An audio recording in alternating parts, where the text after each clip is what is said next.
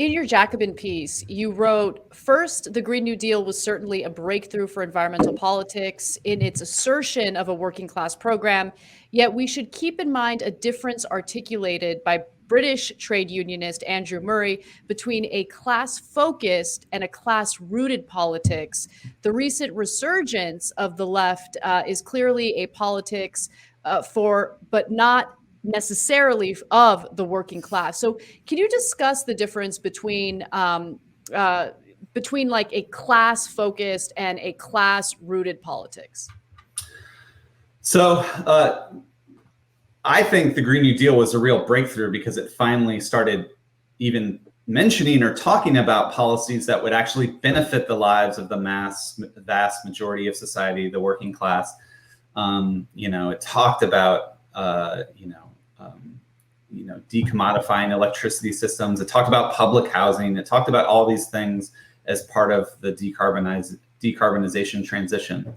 But it was almost like a bunch of essentially academics and think tank people and NGO people sort of discovered this is the way forward to build a politics that appeals to the working class and so forth. So it was focused on appealing to that class, but it was not really embedded in the working class. And, as someone who's very much in the professional class myself, working at a university, you forget sometimes that 2/3 of the United States doesn't have a college degree. And the vast majority of people in this society are working low wage, really precarious types of jobs, struggling to afford the basics of life. And until we can embed this kind of, again, this working class environmental politics in the communities of that majority, it's not going to be rooted in the class. Again, that Tony Mazzocchi example, he was literally going to union locals all across the country. And these union locals were firmly embedded in these, blue collar working class communities, people that worked in these chemical plants. And he was building from the ground up this kind of class rooted environmental politics. Now, just to give you a quick example, there's been a lot of excitement on the Green New Deal left recently about public ownership of electricity and building public power. And Jamal Bowman and Cori Bush had this really, I think, pretty amazing resolution they were going to introduce in the Congress about basically making electricity a human right. And again, it's very focused on delivering material gains to the working class. But if you look at who was sort of co-signed or the endorsements for this resolution from Bush and Bowman, and it's a long list of NGOs, and there's not a single union on that list. There actually is a single union, but it's a union based in Puerto Rico, and there's not a single union based in the continental United States that's in the sector they want to turn over to public ownership, which is electricity. And something I argue in the piece is that electricity is one of the, particularly electric utilities, if you look at the data on union coverage and union density, it's one of the most union dense parts of our entire economy. It has upwards of 25, 26% union density. So the electric utility sector's got all this existing union power already in it. And you have this Green New Deal push towards public ownership. But again, the push is not class rooted. It's not rooted in those unions and those locals and the communities that actually work in the electric sector, who have the most to win or lose with regards to shifting towards public ownership. So I think that's a good example of a really great idea, great class focus. Electricity is a human right, yay, but not class rooted in the actual people that work in the very industry we need to transform. Was Cori Bush? She's working class, and Jamal Bowman. He was in the union. He was in the teachers' union. What happened there? Well, Cori Bush is I love these people, so I don't. Cori Bush came out of the uprising in Ferguson and working class struggles and actually grew up in St. Louis, so I have a great connection with Cory Bush. But and also Jamal Bowman worked in the school, in the education sector, right? And I think that's really cool, because that's where we've seen perhaps the most militancy in the labor movement in the last couple of years, and it's really inspiring. But it's not, the education sector is not exactly the linchpin of the sector that we need to transform to solve climate change. It's a very low carbon sector, but if we're going to solve climate change, the first step is basically turning our electricity system to a zero carbon system as soon as possible, and then electrifying a bunch of other stuff.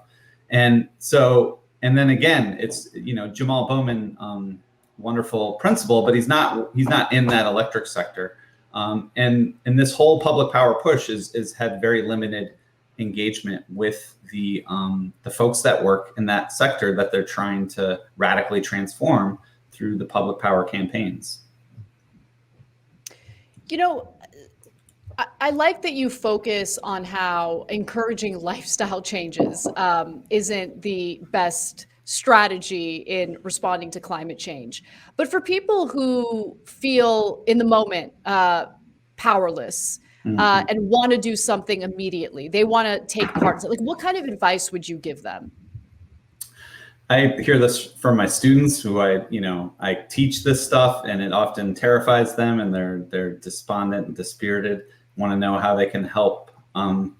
So my stock answer to that is a good lifestyle change that you can all make is start organizing political movements, which is what we need. I tell my students, why don't you join a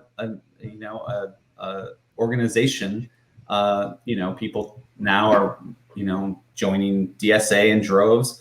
But also, I've often told students, like, well, if electricity is this sector we need to transform, and it is got these, good union jobs, and, unions representing the workers. So why not go try to work in that sector and do what many socialists call kind of a rank and file approach to getting jobs in the very sector we need to build up militancy and control. So it's actually those of us that try to organize in our everyday lives. It's a huge lifestyle choice, and it takes a lot of time, and it's really hard. It's extremely hard work.